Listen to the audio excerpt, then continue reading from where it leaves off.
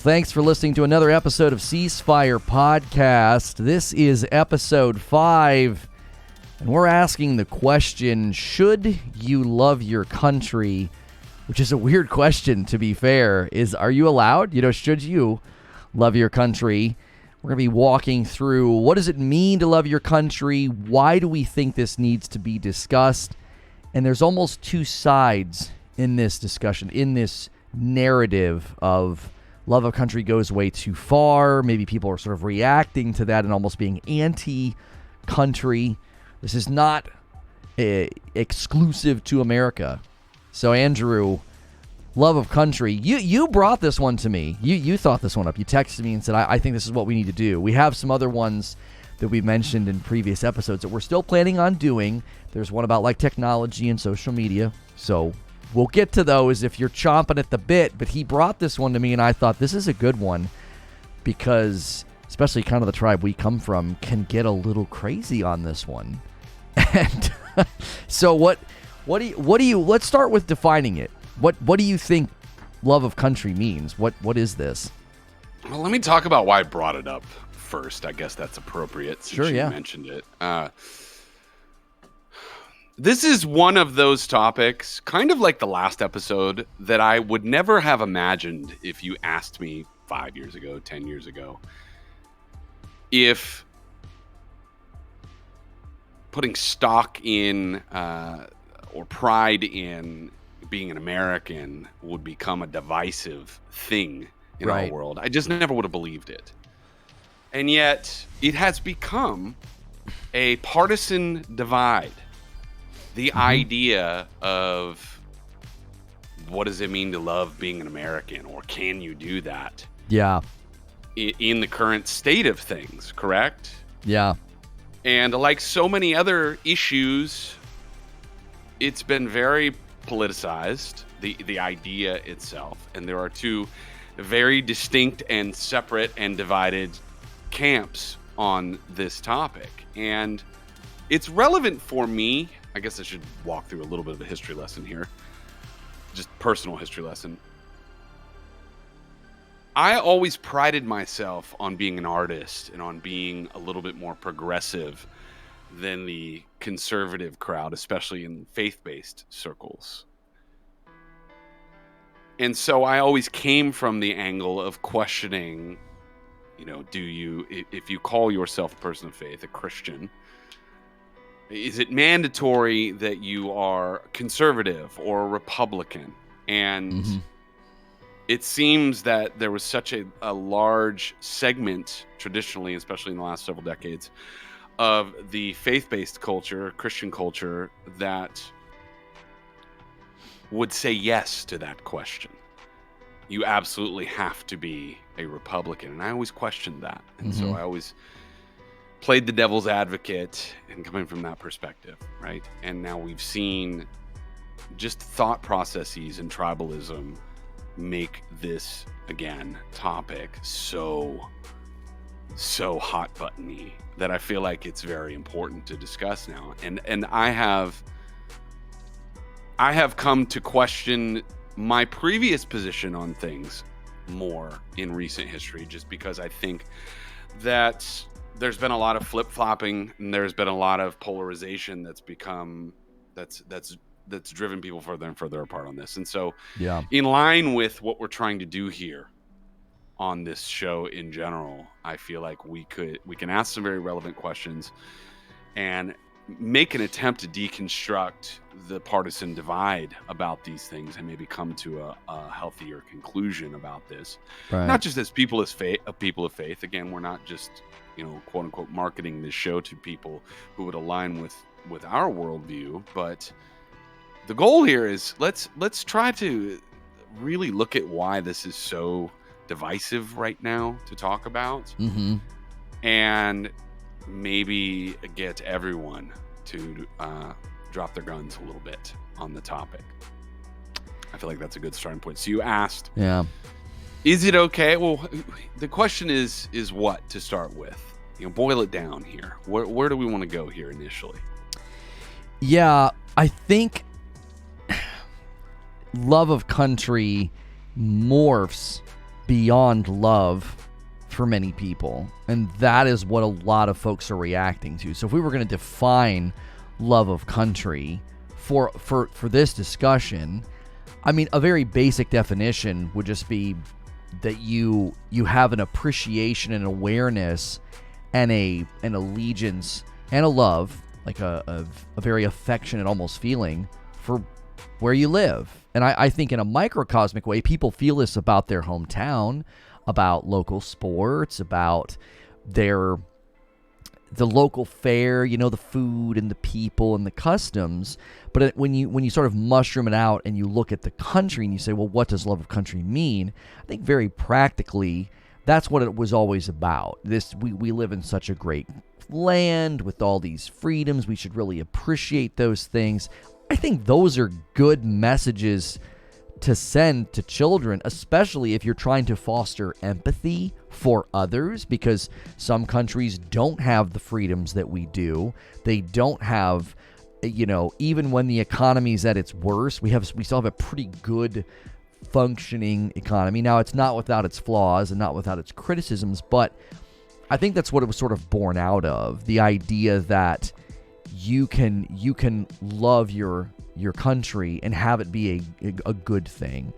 Over the years, it's become more of an ultimate thing where you're putting America first. It's even in front of creed. It's in front of religion. It's this almost nationalism where you think we're the best country, we're the greatest, and it almost closes its eyes and its ears to flaws or shortcomings in our country. There was like that famous scene in Newsroom where it was a show on HBO for a while, and they're asking this guy, they're pressing him, why is America the greatest country? And he's like, it's not the greatest country. And he starts rattling off all the reasons why he doesn't think it's the greatest country, like all these areas where we fail, public education, etc.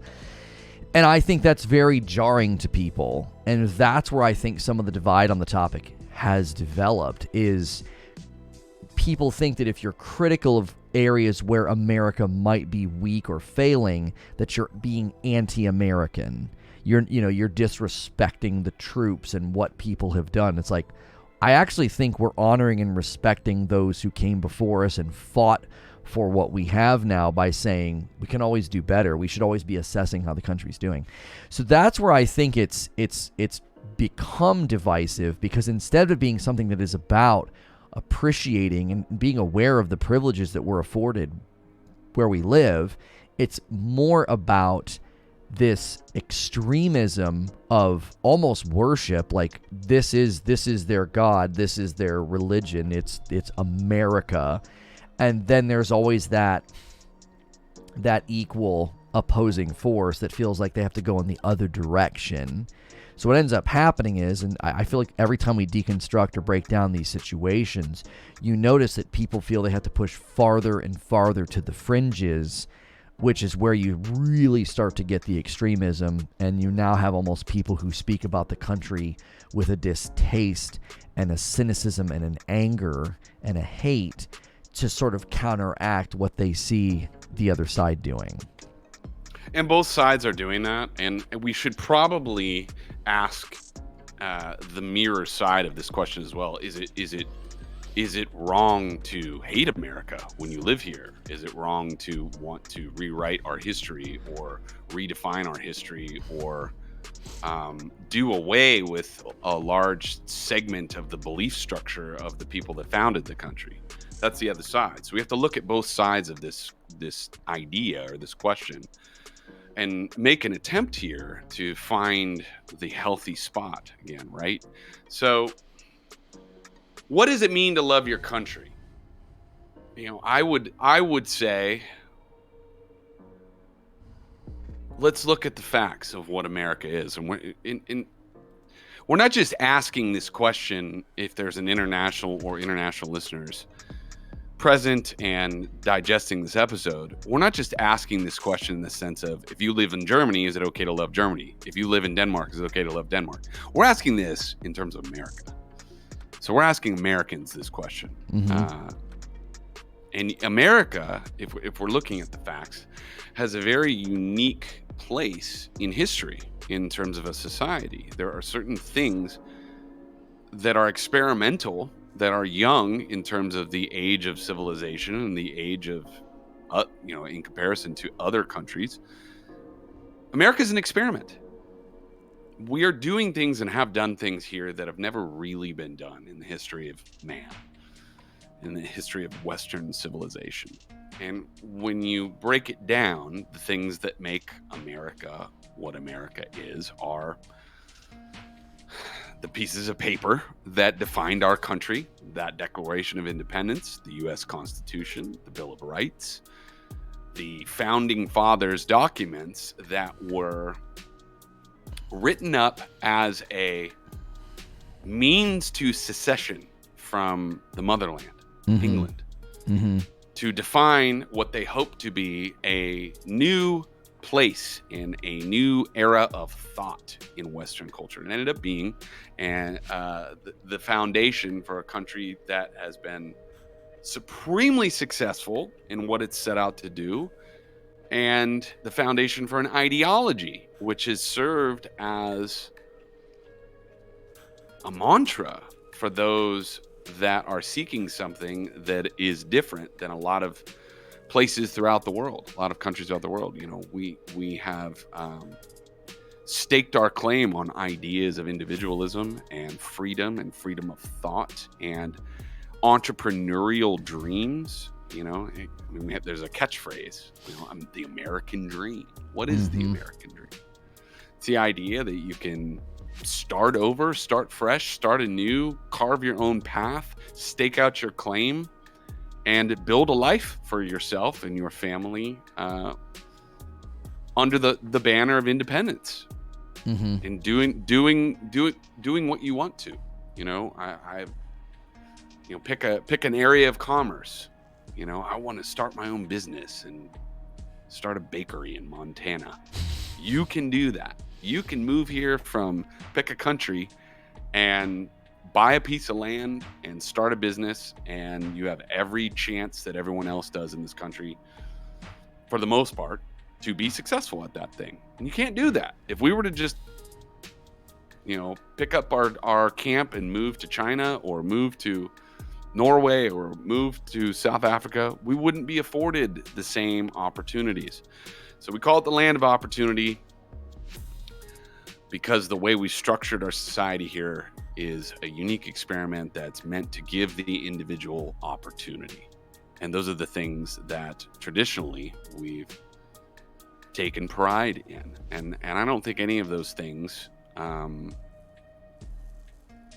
don't think there's anything partisan about those ideas. I think they're pretty objective realities that have defined America up until the present. And a part of that is, for better or worse, free market capitalism. You can't have the freedom to start a business and stake a claim, buy a piece of land, and just be a small business owner and just go wild with it, and set your own goals, in terms of success, without free market capitalism. And so free market capitalism has been a core tenet of America and our success. Now, has there been a yin to the yang of it? Are there negatives to free market capitalism? Sure, of course. You know what I mean? Yeah. And we've tried to develop a structure of government and of commerce that has checks and balances. And I believe the source of the contention at this stage of the game in our country's history is corruption. And that's where problems have come in. And as corruption has grown in our country, and this is where I think we need to go in the next segment, is discussing the corruption of America and what that's led to and how that's fed into partisan divide and two different, very extreme camps that have differing opinions on American pride and freedom. But at its core, traditionally, the love of country in the American sense, hand over my heart saying the Pledge of Allegiance, has been taking pride in free market capitalism, the American dream, and the individual opportunity that our country, as a result of what it's based upon, and the documents that define this nation, have produced. Hopefully that's an adequate definition. Yeah, and I think some of that is why people have a cynical view of it now, because if you really look at some of what you said and how the bottom's kind of falling out on a generation where they feel like this didn't work, this experiment of paying all this money for a higher education and having this promise of living well it's not working out, right? Because we have this massive problem with inflation and wage gap and stagnated wages for people. Like they're sort of living, shackled to inexhaustible debt. They're stuck. There's a lot written on this now. Like the generation sort of that I am from, and then the one behind me, is not being able to live that American dream. Like the boomer generation looks at us and is like, I don't understand what the problem is. Just work hard and you'll make your way. And if you look traditionally at what it costs them to get a house and an education compared to now, it is astronomically different. And wages were more in line with living, just a living wage back then, and a way to get ahead. And I think when people start to wake up to that and they start to be critical and they start to get upset, that sort of provokes and it rises those to, sort of defend America. And to go farther than just love of country is typically sometimes referred to as American exceptionalism. Sort of like the idea that our values, our political system, and everything that we have, our history, is like super unique and it's worthy of all this admiration and praise. Like there's a little bit of hubris there. Like there aren't other countries with great laws and freedoms. Like we're the only one. And lots of places have flourishing economies and people making, people having their own version of the American dream.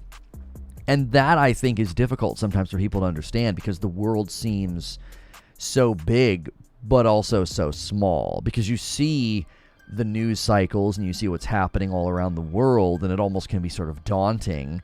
And then you want to sort of protect yourself from that and think, but America is still so great and America is still so awesome, as almost a way to sort of cope with when things aren't going well. Or if you just start to realize maybe America has messed some things up and maybe there are some things that need to change. That, I think, is very difficult, because that's where we've talked about this in previous episodes. If so much of your identity is wrapped up in American exceptionalism or your political party, you almost feel as if you're breaking from tribe, or even sort of criticizing yourself, because so much of your identity is wrapped up in those things that to criticize those things or to pick them apart feels like sort of like you're being picked apart, because you've almost fully integrated with your beliefs and your worldviews and your political system. So this is why I think a lot of the times when people try to have conversations about these things, it's not even a conversation. It's just sort of a, you hate America or you love America, and then there's no real true understanding had. Because in my experiences in these discussions, it's almost immediately an emotional conversation. And that was one of the principles we kind of outlined in an episode, like try not to have the emotional argument, like sort of try to have the reasoned, logical argument. And the reason I think that this one is so challenging for people to not have that emotional argument is many people are turning and being critical of America because it has personally, in their mind, it has personally failed them. The system didn't give them what it was supposed to. They have a mountain of debt with some college. There's no job opportunities in their field. They feel like all is lost, right? There's a record number of people now living with their parents because of these realities, and so it's very personal to them. It's not just some sort of candidate discussion or some tax law discussion. This has affected their life, and they feel sort of either bootstrapped or stuck. And then the people on the other side of it that feel they need to take up for America and defend America, it's hard for them to sympathize and empathize with that if they've not lived through that. They think, what's the problem? The problem's with you. Like, America's great. Like, just work hard and stop complaining. This is a common trope when people look at the homeless and say, well, if they would just get a job. Like, there's a fully nuanced understanding of how each individual person got to that place of being completely destitute and homeless. And it's not a simple solution of, if they would just get a job. And I think sometimes that's what this turns into, is that lack of empathy for why somebody might think, I can't love America. America kind of stinks, and they have a legitimate and genuine feeling about it. It's a real thing for them. And it's almost like those people that have to go through therapy and grieve that they had bad, crummy parents. Maybe they've been in denial about it their whole life, and they suddenly realize, like, their parents were pretty bad. And that can be pretty jarring and pretty upsetting to process that and to think through how maybe a lot of your childhood wasn't that great and you had a lot of things taken from you because you had bad or abusive or horrible parents. It can be kind of similar to one day wake up and be in your mid-20s and be like, man, America's not that great. Like, it's not that it's terrible and that it's beyond hope, but it's not as great as everybody said it was when I was growing up. Where is the American dream? It has seemed to elude me. And when someone's at that state, it's too personal, I think, to have a more logical discussion about it. I think that's one of the challenges, is when it's a personal for them. You're automatically entering into an emotional discussion when you talk about it with them. One thing that you mentioned that I think is super important to plant a flag on is this idea of being critical of country. Does that mean that you do not love your country? I think any functioning democratic republic, which is what we are, we throw around terms like democracy and republic often without truly understanding what those terms mean. We don't have a true democracy in America. It's not majority rules, because then you have the potential for mob. The point is, we have a system that is a democratic republic, which is an attempt to have checks and balances on the idea of true democracy itself. But for any country where the citizenry is supposed to be taking part in the governmental process, the questioning of government, the questioning of the system, the questioning of those in charge is mandatory for the functioning of that society. So to love one's country, and I probably should have mentioned this, in my first answer, to love one's country is also to be critical thinking of one's country, or to criticize one's country. The real question is, we've already laid out the idea that you can take national pride too far. I mean, we've seen that in the last 100 years, and we have examples of that when national pride goes wrong. When keeping it real goes wrong, to borrow one from Chappelle.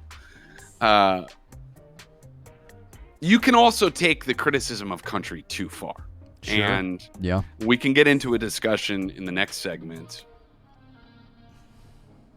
of manifestations of this that we've seen in recent history. When we're tearing down structures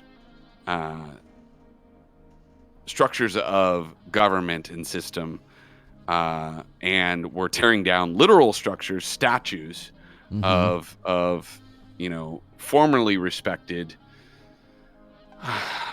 founding identities and people and individuals that were previously held in high regard. It's time to start having a discussion. Are we taking this too far? Defunding the police. Really, we can go back to the Colin Kaepernick thing. Planting the knee in the ground when the national anthem is playing to protest certain things. All of this is sort of part and parcel of a similar mentality. And we have to find a way to reconcile these two again as a country and as a nation, because we're being pulled apart at present. And the media plays a large role in this. Right. And that's something I also want to talk about in the next segment, the media's role in this sort of culture war of patriotism that we're trying to get at the heart of here. Are we giving answers here? No, but we're trying to dissect and deconstruct where the heart of the issue lies so that we can start to form some conclusions. And we've seen the American dream. You've established the American dream has come into question in recent generations because it's not working the way that it used to.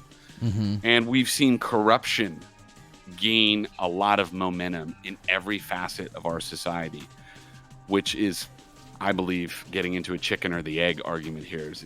Is the American dream failing because of corruption, or is corruption coming to a head because the American dream is failing? We have some answers that we have to arrive at as a society together, and that being the key word, together. Because if we're not together in seeking answers, we're a country divided. Well, we can agree we are a country divided. And if it's played out to its conclusion, a country divided cannot stand and will implode and will eventually eat itself and either result in domination by a foreign power or civil war. Right now, I think we're in the midst of a Cold War in America. Yeah, and in some senses a warm war if you look at our cities and the places that are burning. So I'll throw it back to you. How do we want to attempt to question this through? I know you have another question on your docket there that will kind of ride out the rest of this segment into the next segment where we attempt to answer some of these questions. Yeah, we wanted to say, what does it mean to love your country? I think we established that well, and sort of why we feel like this needs to be discussed, and sort of what do the two sides look like. There's sort of like the pro-America side and sort of the anti-American side. And I actually think they both have something in common. And it's that I don't think either of them, ironically enough, neither of them are actually motivated by love. It isn't love that motivates this sort of attack on the country. And there's also no love, I don't think, in those who are sort of on the American exceptionalism side. They're sort of like thinking of America in a way that is sort of, it's almost like an idol now. It's like we can't damage or tarnish this image in any way. Well, it's fear. It's fear. Both sides are afraid of one another. Yeah. If we don't stand up for our country, we're going to lose it. Mm-hmm. And the other side is, if we don't tear down this structure, this parasite of colonialism and imperialism is going to annihilate our civilization. Right? Right. And you call it a Cold War. I feel like it's almost like a social war, and it's being waged on the internet. It doesn't even seem like it's happening in the public. Like the public square has sort of morphed into the virtual public square, and that's where the battle lines are being drawn. And what is terrifying to me about that is such a small percentage of people in the grand scheme of things. If you look at the total population of America and the number of people who are actually engaging in that sort of social war on Twitter and Facebook, they are such a minority. That's not that many of them. And I would think that the common bond would be love should drive us to want to see things improve and to be critical and to assess. And I can give an example of coaching my daughter's soccer team. I will tell her when she's doing something poorly, because it doesn't do her any good for me to be like, "You're doing great, kiddo. That was a great kick," if she completely flubbed it, right? If she did a bad job. Wholeheartedly agree. So there's things that she's doing poorly, it's so much more helpful for me to say, "You're doing this poorly. Now let's break down why. You're not stepping next to the ball, you're stepping behind it. That's taking all your power away. You're not using the inside of your foot. You're using your toe. You're losing, you're getting under the ball, so you're losing control," or whatever the case may be. The only way she's going to improve is through the critical knowledge as well as sort of the assessment and the way forward. And I think in this discussion, both sides just choose one piece of it. So I typically will tell her, hey, you did a great job with this. Here's where you did poorly. Let's work on that. And I feel like both sides just sort of do the, here's what's so great about America, and then here's what's so bad about America. And the most important part never happens. It's just, we're never actually assessing what could be done better or where things aren't going well. And that's why it just tilts into one direction. One side just being critical, constantly critical. She would not flourish as a child or as a soccer player if I did nothing but criticize. Yeah, that was a terrible kick. Yep, that was awful. That's weak. That's not good. If I was always doing that, she'd never be able to find her way out of it. She would just be like, well, I guess I'm so terrible, I'll stop playing.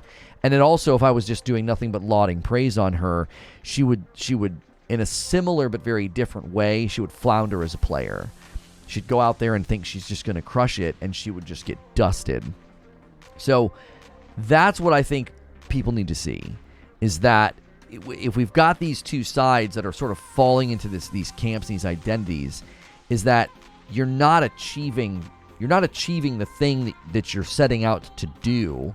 And when you stack America up against other countries in a lot of categories, man, we're getting dusted. Like, we're not doing well in certain areas. But if all you're doing is just criticizing and you're never putting forth solutions, you're never putting forth this idea that there's ways to improve.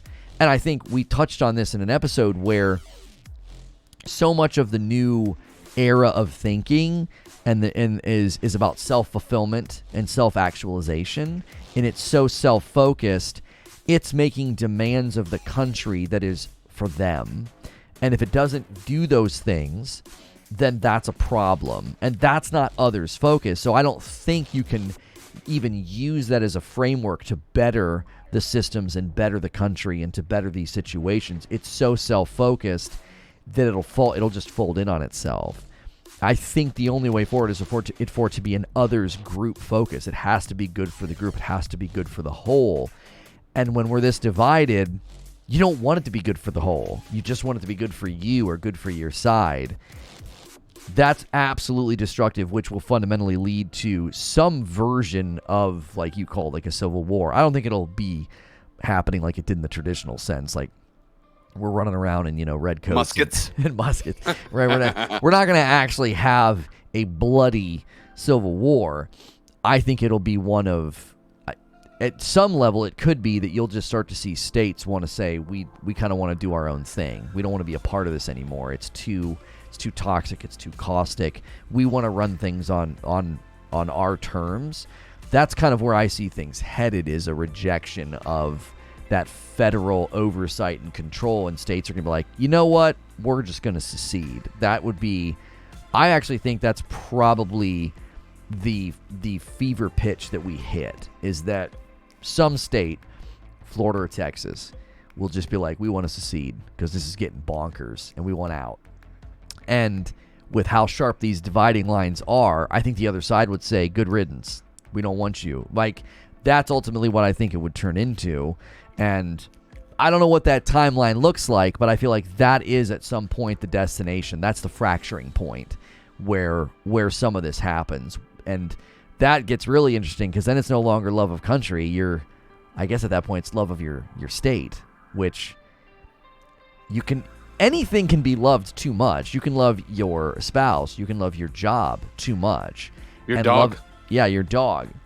So loving your country, it can, we could do a segment when loving your country goes too far and make it comedic. Or when hating your country goes too far. Exactly. Every action has an equal and opposite reaction, and we see that met out in the public, in the social sphere, in the political realm, and that's how we got here. And if you go no further with us into the paywall here, mm-hmm. in terms of subscription, you don't hear the bonus content for this episode. The goal here always in these discussions is to look with a critical eye, an objective eye, at what's going on in the world around us, and attempt to make sense of it, to find a place of health in reconciling it, both ourselves as individuals, Lucas and I, as well as maybe coming up with a template for others, if we can, on how to reason through this. But you said something that I feel like is very important, and I feel like also we're going to come back to this probably on every episode. Whenever you're engaging these topics or engaging in conversation about these topics, it's best to come about the conversation from a non-emotion driven perspective, and rather a factual perspective. Let's look at, first and foremost, why do I feel the way I feel about this? Why do I think the way I do about this? What's it actually based upon? And then why do I maybe get so frustrated when I talk to someone else about this? Where is that coming from? Yeah. And why is that a thing right now? And that's what we're going to look at a little bit more deeply in the next segment and attempt to answer some of these questions. Yeah, our outline for the trenches, to maybe like whet your appetite if you're considering going further, is that, we want the first part of every episode, we call it the flyover. We want it to feel like that, just sort of a flyover that doesn't get too deep, that doesn't start to get too, into what we both think, more asking the questions and breaking things down. But the trenches, we want to maybe make it a little bit more personal. What does it mean for us to love our country?